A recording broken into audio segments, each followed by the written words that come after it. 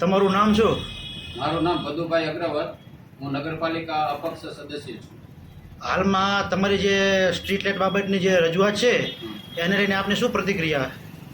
એ પ્રતિક્રિયા તો મારી એ છે કે ધંધુકા નગરપાલિકા વિસ્તારની અંદર હું એક કોર્પોરેટર તરીકે છું અને હાલમાં ધંધુકાની અંદર જે બ્રિજ બનેલો છે, રેલવેની ઉપર જે બ્રિજ બનાવવામાં આવેલો છે, માર્ગ મકાન દ્વારા બ્રિજ બનાવવામાં આવેલો છે.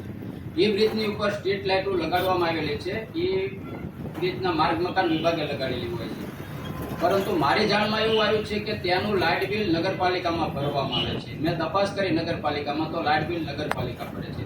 તો નગરપાલિકાને માર્ગ મકાનમાંથી કોઈ એનું ટેક્સ કોઈ આવતું નથી, તો નગરપાલિકાને આનું બિલ કેમ ભરવું પડે? નગરપાલિકાની આર્થિક પરિસ્થિતિ અત્યારે હાલમાં લોકોનો ટેક્સ ઉઘરાવી અને પગાર બિલ કરવાનો હોય છે, લાઇટ બિલ ભરવાનું હોય છે, એમાં પણ ટાઈમે ભરી નથી શકતા.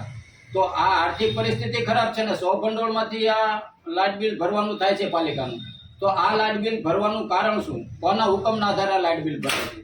તો આ મારું કહેવાનું એટલું જ છે કે આ લાઇટ બિલ કે મીટર પાલિકાના નામે લીધું હોય તો એ પાલિકાના નામે મીટર બિલ લીધું હોય તો એને રદ કરવું જોઈએ, અને એ માર્ગ મકાન વિભાગને આવતું હોય તો માર્ગ મકાન વિભાગવાળા એનું લાઇટ બિલ ભરે, એવી મારી માંગ છે. કારણ કે લોકોના ટેક્સના પૈસે, બીજું સતત દિવસે લાઇટ ચાલુ હોય છે. કાલ હું પોતે જાતે તપાસ કરી છે, અનેક વાર લાઇટો ત્યાં સતત ચાલુ રહે છે, કોઈ ધ્યાન નથી દેતું, નથી માર્ગ મકાન દેતું, નથી પાલિકા.